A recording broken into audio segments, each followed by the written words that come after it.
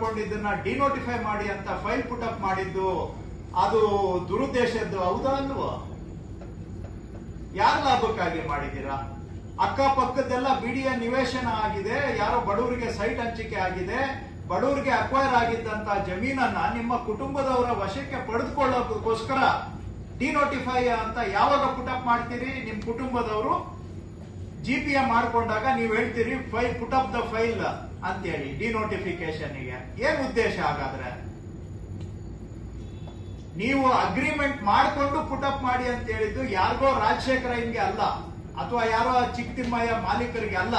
ಅದು ನಿಮ್ ಕುಟುಂಬಕ್ಕೆ ಬಂದು ಸೇರ್ಕೊಳ್ಬೇಕು ಅಂತೇಳಿ ಆಯ್ತು. ನಿಮ್ ಕುಟುಂಬದವರು ಅದನ್ನ ಅರ್ಜಿ ಹಾಕೊಂಡಿದ್ರೆ ಪರವಾಗಿಲ್ಲ, ಡಿನೋಟಿಫಿಕೇಶನ್ಗೆ ಫೈಲ್ ಪುಟಪ್ ಮಾಡಿ ಅಂತ ಹೇಳಿದ್ಯಾರು?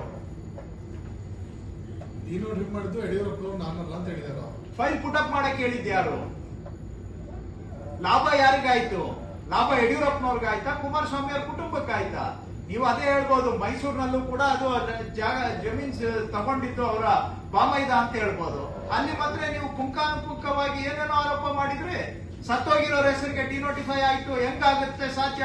ಕಾನೂನಲ್ಲಿ ಎಲ್ಲಿ ಅವಕಾಶ ಇದೆ ಅಂತ ಮಾತಾಡಿದ್ರೆ ಇದ್ರಲ್ಲಿ ಹೆಂಗೆ ಆಗುತ್ತೆ ಹಾಗಾದ್ರೆ ಸತ್ತೋಗಿರೋರ ಹೆಸರಿಗೆ ಡಿನೋಟಿಫಿಕೇಶನ್? ನೀವು ಕೇಳಿದ ಪ್ರಶ್ನೆನ ನಾನು ನಿಮ್ಗೆ ಕೇಳ್ತಾ ಇದ್ದೀನಿ, ಉತ್ತರ ಕೊಡಿ.